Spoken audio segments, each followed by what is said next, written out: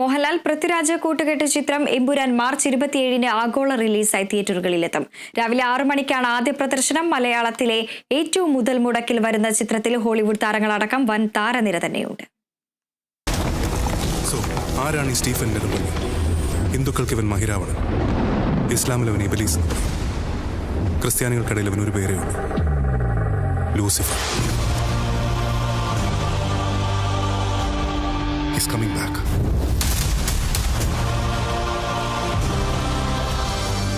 തെന്നിന്ത്യൻ സിനിമാ പ്രേമികളും മോഹൻലാൽ ആരാധകരും ഏറെ ആകാംക്ഷയോടെ കാത്തിരിക്കുന്ന ചിത്രമാണ് പൃഥ്വിരാജ് സംവിധാനം ചെയ്ത എമ്പുരാൻ. ചിത്രത്തിന്റെ റിലീസ് സംബന്ധിച്ച വിവാദങ്ങൾക്ക് വിരാമമിട്ടുകൊണ്ട് മാർച്ച് 27-ന് തന്നെ ചിത്രം തിയേറ്ററുകളിലെത്തും. മലയാളത്തിന് പുറമെ തമിഴ്, തെലുങ്ക്, ഹിന്ദി, കന്നഡ ഭാഷകളിലാണ് ചിത്രത്തിന്റെ release. Qureshi Abraham Stephen Nedumpally എന്ന കഥാപാത്രമായി 2019 റിലീസ് ചെയ്ത ലൂസിഫറിന്റെ തുടർച്ചയായിട്ടാണ് എമ്പുരാൻ എത്തുന്നത്. പൃഥ്വിരാജ്, മഞ്ജു വാര്യർ, ടൊവിനോ തോമസ്, ഇന്ദ്രജിത്ത്, സുരാജ് വെഞ്ഞാർമൂട്, ബൈജു, സായ്കുമാർ തുടങ്ങി ഹോളിവുഡ്, ബോളിവുഡ് താരങ്ങളും ചിത്രത്തിലുണ്ട്. ഗെയിം ഓഫ് ത്രോൺസിലൂടെ ലോകപ്രശസ്തനായ ജെറോം ഫ്ലെനിന്റെ സാന്നിധ്യം എമ്പുരാനുമേലുള്ള പ്രതീക്ഷകൾ ഇരട്ടിയാക്കുന്നു. ലൈക്ക പ്രൊഡക്ഷൻസ്, ആശീർവാദ് സിനിമാസ് എന്നീ ബാനറുകൾക്ക് പുറമെ ശ്രീ ഗോകുലം മൂവീസും നിർമ്മാണ പങ്കാളിയാകുന്നതോടെ മലയാള സിനിമ ഇതുവരെ കണ്ടതിൽ വെച്ച് ഏറ്റവും വലിയ റിലീസായിട്ടാണ് എമ്പുരാൻ എത്തുന്നത്.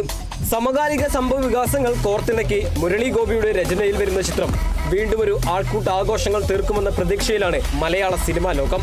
Entertainment desk, Kerala vision news.